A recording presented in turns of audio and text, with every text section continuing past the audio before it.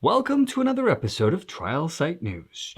Today we're going to discuss the accusation that the BBC is collaborating with Facebook in an attempt to purge vaccine injury groups off of their platform. So we're going to discuss what is happening here. And so, from Trial Site News, I am Adrian, and our episode is starting right now.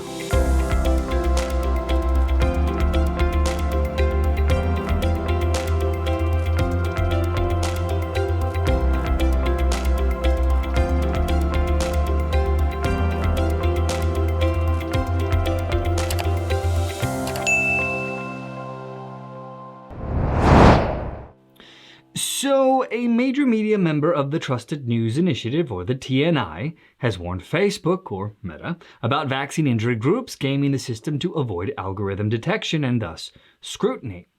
In what critics are decrying as a dangerous move, the BBC collaboration with Facebook to shut down vaccine injury support groups involves branding them as, quote, anti-vaccine or anti-vaxxers, and calling out the ways that they use carrot emojis to hide from Facebook their true identity. Imagine that, carrots. Now, members of the TNI are collaborating to purge social media participants that are part of vaccine-injured groups, even if some of them, or perhaps many of them, are in fact vaccine-injured. The policies of the BBC and Facebook, as well as other media and social tech companies, assume that there are absolutely no vaccine-injured persons and that such individuals should have no rights whatsoever to share their stories online. But this, of course, is more than just a little bit troubling. Now, the BBC reported that a number of purported vaccine injury groups involving hundreds, if not thousands of members, used the carrot emoji in place of the word vaccine in a bid to avoid the Facebook algorithms. In their report, they said that, quote, several groups, one with hundreds of thousands of members, in which the emoji appears in place of the word vaccine. And according to BBC's Zoe Kleinman, Facebook's parent company Meta was alerted, and the groups were subsequently removed. According to a statement from Facebook on the matter, they said that, quote, we have removed this group for violating our harmful misinformation policies and will review any other similar content in line with this policy. We continue to work closely with public health experts and the UK government to further tackle COVID vaccine misinformation, end quote. Yet, according to Zoe Kleinman, the groups are back, even though they were taken down from Facebook. In fact, as Zoe put it, groups the BBC and Facebook label as anti-vax groups have rebranded themselves as places where people can share vaccine stories. For example, sharing banter bets and funny videos. However, according to the report, behind the scenes, these groups are using code words for communication purposes. Imagine that. For example, one group in particular that boasts over 250,000 members, they do not use the C, V, or B word, meaning COVID vaccine and booster. Gotta admire the dedication to keep discussing their concerns, despite the ever-present threat of being shut down by the authoritarian social media outlet. In any case, according to Mark Owen Jones, a so-called misinformation specialist at Hamad bin Khalifa University in Qatar, he shared that instead of using words such as COVID-19 or vaccine, the group was instructed to use emojis of carrots, which apparently so far has evaded the fake news detection algorithms. Now, in the BBC piece, it is identified that an online safety bill could come into law, which would lead to, quote, steep penalties for failing to identify removing harmful materials on their platforms. So, of course, this brings up the all-important question. What if there are actually vaccine-injured persons? I mean, this seems obvious considering that even the WHO or the World Health Organization acknowledges certain rare side effects like myocarditis. Yet, as of now, the BBC doesn't recognize that there are any adverse events and deaths, even if rare, that occurred with the COVID-19 vaccines.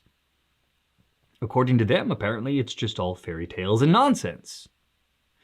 But see, adverse side effects, even if they are rare, even at a rare rate of say 0.1%, would translate into hundreds of thousands of potential injured, vaccinated people in the United States alone. Now, we here at Trial Site News have been chronicling dozens of deaths from COVID-19 vaccines involving governments that have been making compensatory payouts. So why then should it not be allowed by the Trusted News Initiative to speak the truth about the situation? In the United States, over 224 million people have received at least a primary series vaccine. Estimates of vaccine injury in this country vary from tens of thousands to hundreds of thousands and possibly even over 1 million. However, let's take a look at the CDC data. According to the Center for Disease Control and Prevention, or the CDC, Vaccine Adverse Event Reporting System, or VAERS, in 2020, there are 16,336 preliminary deaths reported. Although just because such an incident is reported in VAERS doesn't mean that the event is correlated to vaccination, but nonetheless, the numbers were recorded, and it's worth a discussion at the very least, no? Now, on this subject, Trial Site News founder Daniel O'Connor went on the record asking the question, do individuals that are actually injured by COVID-19 vaccines have a right to share their situation, their stories, on any social media? Well, of course they should. There is something terribly off if such a reality is constantly being covered up. Now, of course, there will always be the far-fringe groups that will truly be anti-vaccine that stand opposed to all modern vaccines. And that's not necessarily a healthy point of view, but it is what it is. But the vast majority of these groups on social media are merely those seeking help. There are many legitimate vaccine-injured groups out there. For example, one such group that we here at Trial Site News have come across is React 19. Their group seems to have many legitimate members that are truly suffering, and it doesn't seem right to us that these groups routinely get shut down just for sharing their experiences. According to Brianne Dressen, co-founder of React 19, she said that in their support groups that there are well over 20,000 COVID vaccine injuries that have been systematically shut down, leaving them no choice but to reboot and hope people find them. These groups are an essential source of support, and for many they are a lifeline. So again, why should someone who has legitimately become injured be unable to talk about their actual health condition or situation? It seems crazy, doesn't it? And yet, here we are, a pandemic so thoroughly politicized that government health and media industry powers have driven a paradigm for combating COVID-19, which centers around a universal vaccination plan as a means of controlling the virus, however imperfect the strategy. Which is why we now see the unprecedented coordination between government, corporate media, and big tech to systematically censor countervailing discussions that are identified and labeled as misinformation. It is a dark day for those who believe in the rights for the individual to speak without fear of being silenced for not carrying the narrative. It has never been more important than it is now for individuals to be able to have a place to be able to express themselves online.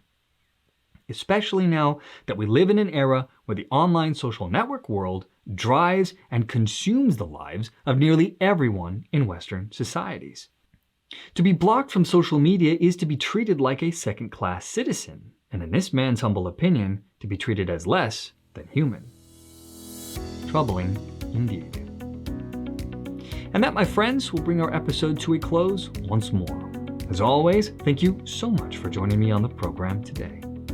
From Trial Site News, I am Adrian, and I will see you all next time.